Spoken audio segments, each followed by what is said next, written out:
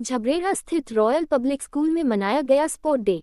सन 2020 से शुरू royal public school ने प्ले से अपनी शुरुआत की थी और आज अपने 5 वर्ष पूरे कर चुका है। आज रॉयल स्कूल में 8 क्लास के बच्चे अपनी शिक्षा ग्रहण कर रहे हैं। आज रॉयल पब्लिक स्कूल में स्पोर्ट्स डे मनाया गया। कार्यक्रम की शुरुआत प्ले करके की गई, जिसमें बच्चों ने अपनी अपनी प्रतिभा का परिचय दिया। तरह तरह के खेलों में बच्चों ने हिस्सा लिया। खेलों में खो खो रेस, छोटे बच्चों ने बोरी रेस, गिफ्ट रेस और बड़े बच्चों ने एथलेटिक रेस में हिस्सा लिया। वहीं बच्चों ने तरह तरह के गानों पर डांस एवं एक्टिविटी दिखाई। वहीं मौके पर अतिथि रूप में पहुंचे IAS आदर्श कुमार, पूर्व मुख्यमंत्री हरीश रावत, रुड़की एवं लक्सर इंस्पेक्टर RPF रवि कुमार शिवाज, झबरेड़ा विधायक वीरेंद्र कुमार जाति, पूर्व विधायक यशवीर सिंह चौधरी, पूर्व राज्य मंत्री गौरव चौधरी, चेयरमैन नगर पंचायत झबरेड़ा किरण चौधरी। वही कार्यक्रम में बच्चों के अभिभावकों ने बढ़ चढ़ कर हिस्सा लिया। मैं ये कहना चाहूँगी, जैसे हमारी नेशनल एजुकेशन पॉलिसी है and according to national education policy जो हमारा सारा फोकस है वो एकेडमिक्स के अलावा बच्चों की होलिस्टिक डेवलपमेंट में होना चाहिए। इसीलिए हम चाहते हैं कि हम अपार्ट फ्रॉम एकेडमिक्स गेम्स जो हमारे स्पोर्ट्स हैं या और कल्चरल इवेंट्स हैं उनको प्रमोट करें ताकि हमारे स्टूडेंट्स का होलिस्टिक डेवलपमेंट हो, क्योंकि हर स्टूडेंट एकेडमिक्स में 100 आउट ऑफ 100 नहीं होता, बट हर स्टूडेंट, हर एक बच्चा, हर एक विद्यार्थी, उसके अंदर कोई ना कोई कैपेबिलिटी होती है। तो जब हम ऐसे प्रोग्राम्स ऑर्गेनाइज करते हैं तो हम अपने बच्चों को जानते हैं कि उनके अंदर कौन सी कैपेबिलिटी या कौन सा हुनर छिपा हुआ है। तो हम भविष्य में भी ऐसे ही प्रोग्राम्स करेंगे, क्योंकि नेशनल एजुकेशन पॉलिसी को ध्यान में रखते हुए होलिस्टिक डेवलपमेंट हमारा सबसे बड़ा उद्देश्य है। लोगों का कहना है कि आजकल स्कूल किताबें बेच रहे हैं, ड्रेस बेच रहे हैं, टाई बेच रहे हैं, तो ऐसे आरोपों से आगे निकट भविष्य में कैसे बचाव करें? नहीं, हम ऐसे आरोपों पे कुछ भी ध्यान नहीं देते, क्योंकि हम उस कैटेगरी में नहीं आते। हमारा सिर्फ एक ही उद्देश्य है और वो है एकेडमिक्स। बच्चों के लिए हम क्या कर सकते हैं, कितना अच्छा कर सकते हैं, बस हमारा वही मोटिव है। हम ना तो ऐसे किसी आरोपों को एंटरटेन करते हैं, ना ही इन पे ध्यान देते हैं। बेचते रहेंगे। हम कस्बा झबरेड़ा में रॉयल पब्लिक स्कूल में हम लोग पहुंचे थे और यहाँ आज स्पोर्ट्स डे का आयोजन किया गया था। बहुत अच्छे स्पोर्ट्स के का आयोजन विद्यालय परिसर द्वारा किया गया और बच्चों की प्रतिभाएं यहाँ देखने को मिली और ऐसा लगा कि ये संस्थान बहुत अच्छा काम कर रहा है।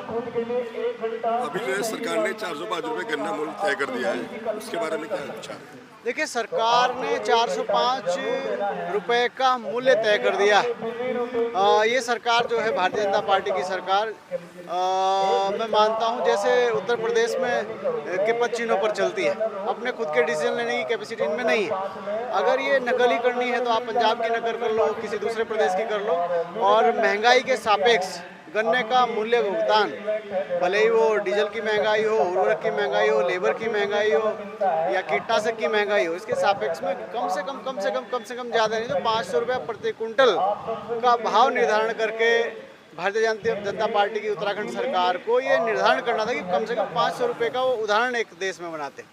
दूसरा, खाली गन्ना मूल्य चलो भाई इन्होंने 405 कर दिया तो अपनी पीठ थपथपा रहे हैं। और जो भारतीय जनता पार्टी के किसान हैं, वो जो आप देख रहे हो किसानों का डेलीगेशन, उसमें आम किसान नहीं है, उसमें मात्र भारतीय जनता पार्टी के किसान गन्ने उठाए नाटक करते घूम रहे हैं। और अगर उनमें, मैंने पहले भी कहा था भाई, अगर आप इतने बड़े नेता हो और आप गन्ने उठाए घूम रहे हो तो आपने क्या माननीय मुख्यमंत्री से इकबालपुर मिल के गन्ना भुगतान की बात की जो 2018-19 से 106 करोड़ रुपए पड़ा है, पेंडिंग पड़ा है।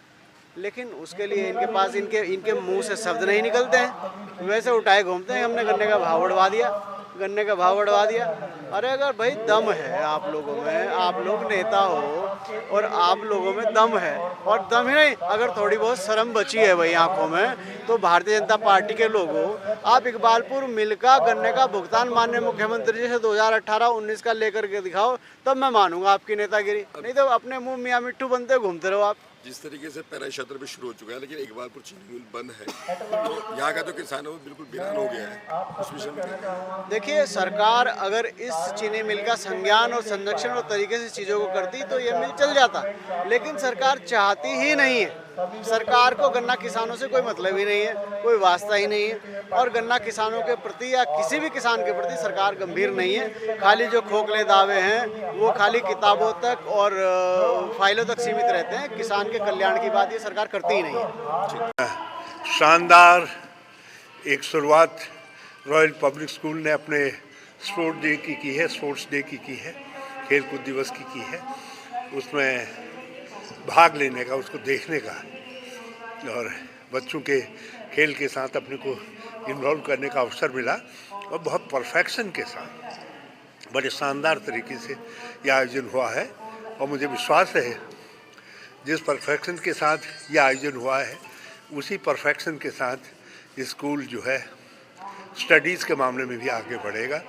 और हमारी झबरेड़ा की खुशबू को, जैसे यहाँ के पेड़े और गन्ने की खुशबू है, गुड़ की खुशबू है, उसी तरीके से रॉयल पब्लिक स्कूल की खुशबू भी पूरे देश और दुनिया को आकृष्ट करेगी और बड़ा नाम हमारा झबरेड़ा का भी रोशन होगा यहाँ से और उत्तराखंड का नाम। मंत्री गन्ने को लेकर भाजपा बहुत ढिंढोरा पीट रहे हैं कि बहुत रेट बढ़ गया, क्या कहेंगे? क्या गन्ने के भाव को लेकर? हाँ, वो तो ढिंढोरा पीट रहे हैं। देना नहीं चाहते थे।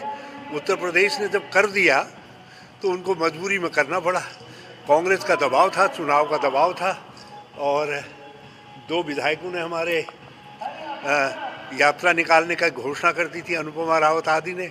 तो उससे बाद उनको लगा कि मामला हाथ से जा रहा है तो उन्होंने जो है गन्ने की खरीद मूल्य की घोषणा की, मगर बहुत देर की।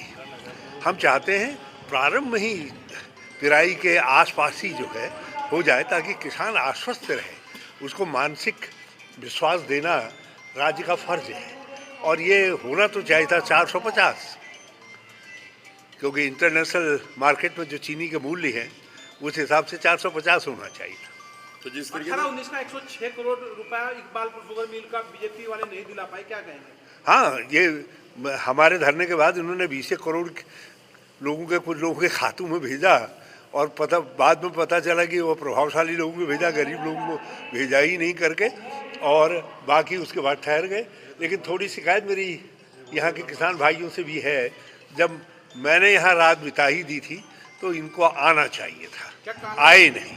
और उससे मैनेजमेंट को ये लगा कि, या सरकार को ये लगा कि ये मांग केवल पॉलिटिकल है। यदि लोग जुड़ जाते, दूसरे दिन हजारों की संख्या में किसान यहाँ आता तो सरकार आज तक जो है कहीं से करती, वैसा करती, पैसा करती, क्योंकि जन दबाव ही जो है सरकार को बाध्य करता है। तो आगे के लिए भी मैं कहना चाहूँगा कि जन दबाव, और ये नहीं करेंगे तो हम 2027 में कांग्रेस आएगी तो हम 1 साल के अंदर किस्त बना करके इनका गन्ने का पेमेंट करेंगे। हम इसको राज्य की जिम्मेदारी, पिछले साल का भी नहीं दिया भुगतान, पिछले साल का भी नहीं दिया।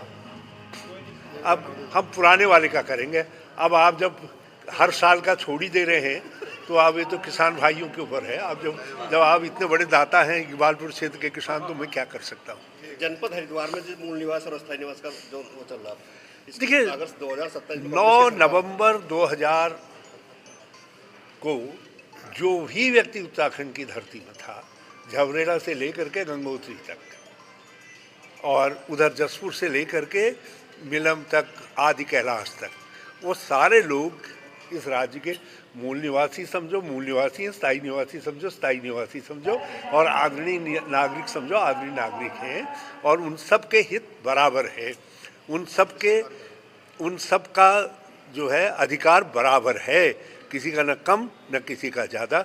जितना चौधरी हरीश रावत का है उतना ही चौधरी गौरव चौधरी का है, उतना ही मुलुक राम का भी है, उतना ही जो है इकबाल शेख का भी है, उतना ही जो है कुंवर राम का भी है, हितेश प्रसाद का भी है, सबका बराबर। 2027 में कांग्रेस की सरकार आई, क्या आप सबको समान मूल निवास देंगे?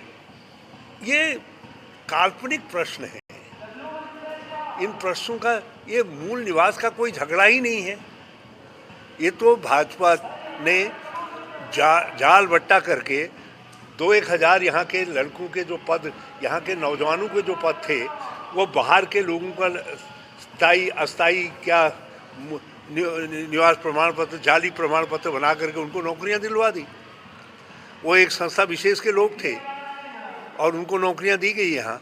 उसके बाद ये सारा सवाल उठा है। ये सवाल जो है इस सरकार की गलती के कारण, इस सरकार के समय में आपराधिक कृत्य जो हुआ कि जो गैर योग्य थे, जो यहाँ जिनका स्थायी निवास पर प्रमाण पत्र नहीं बनना चाहता, उनका प्रमाण पत्र बनाने के कारण ये प्रश्न पैदा हुआ है।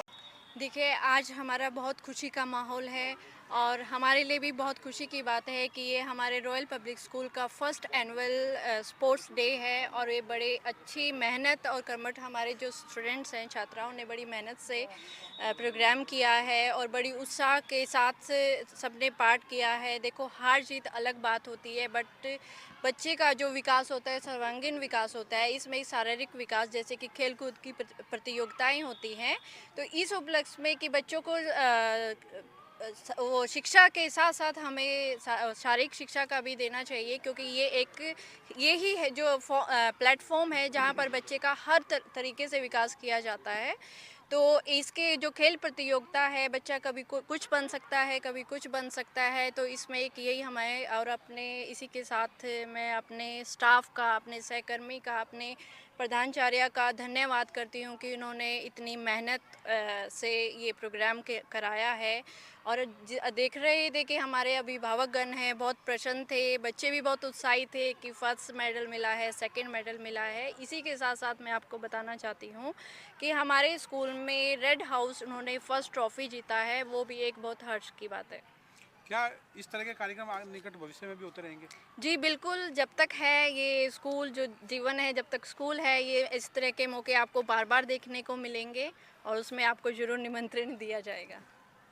ये रॉयल पब्लिक स्कूल पहले मेरे पिता पूर्व विधायक चौधरी ईश्वर सिंह ने नींव रखी थी और उन बड़ों के आशीर्वाद से ही हम लोगों ने, उनके सहयोग से, उनकी जो एक विज़न था, एक दृष्टि थी, उसके अनुसार इसको हमने निर्माण किया और आज भी उन्हीं के आशीर्वाद से हम लोग निरंतर आगे बढ़ रहे हैं। और हमारा प्रयास है कि जो ग्रामीण परिवेश का बच्चा है, वो जो शहर में जाता है, वहाँ 3-3 से 5-5 हज़ार रुपये महीने की अपने बच्चों की फ़ीस देता है, समय ख़राब होता है, आना जाना होता है, वो सुविधाएं, वो पैटर्न जो एजुकेशन का है, क्योंकि आजकल कंपटीशन का दौर है, वो ग्रामीण क्षेत्र के बच्चों को अपने घरों के पास, अपने ग्राम में ही मिले, जिससे हमने ये विज़न लेके चल रहे हैं। फिलहाल कौन सी क्लास तक स्कूल चल रहा है और आगे कहाँ तक ले जाने वाले हैं? देखिए, ये स्कूल हमारा अभी 8वीं तक है और लगभग हमारे पास 800, पौने 800 बच्चे हैं और 12वीं का हमने एफिलेशन गिरा हुआ है, जो CBSE में गया हुआ है। तो उम्मीद ये है कि दिसंबर तक हमारा 12वीं का एफिलेशन भी आ जाएगा और निश्चित तौर पे अगले साल से हमारा स्कूल 12वीं तक होगा। सर, पहली बार उत्सव हुआ है, आगे पीछे देखो बढ़ती जी, ऐसा है ना, देखिए, एक पौध लगाई हमने, एक नर्सरी लगाई और वो वट वृक्ष बनने में समय लगता है।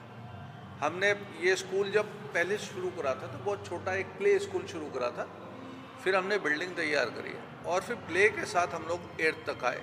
कोरोना में ये स्कूल शुरू हुआ था और कोरोना में पूरा देश बंद था, लेकिन फिर भी हमने बच्चों को ऑनलाइन एजुकेशन दी, बच्चों से कोई फीस नहीं ली, लेकिन जो हमारे यहाँ स्टाफ टीचर्स पढ़ा रहे थे उनकी सैलरी निरंतर स्कूल की तरफ से जाती रही और हमने ये हिचकिचाहट नहीं करी कि निश्चित तौर पे क्या होगा, क्योंकि ये हमारा व्यापारिक दृष्टिकोण नहीं है, ये हमारा सामाजिक दृष्टिकोण है। हम आने वाले 10 साल में यहाँ पर एक एजुकेशन हब का प्लान कर रहे हैं, जिसमें हम एक यूनिवर्सिटी भी बनाने के प्लान कर रहे हैं। तो 12वीं के बाद जैसे ही 12वीं का एफिलेशन आएगा, बिल्डिंग हमने पूरी तैयार करा दी है, आपको भविष्य में दिखाई देगा कि कॉलेज का काम भी शुरू हो गया और ईश्वर ने चाहा, आप लोगों की कृपा रही, लोगों का आशीर्वाद रहा, बड़े बुजुर्गों का रहा, तो निश्चित तौर पर कस्बा झबरेड़ा को भी, जैसे हमारे यहाँ फोनेक्स यूनिवर्सिटी है या अदर यूनिवर्सिटीज़ हैं, कस्बा झबरेड़ा में भी एक यूनिवर्सिटी आपको बहुत जल्द दिखाई देगी। ठीक है।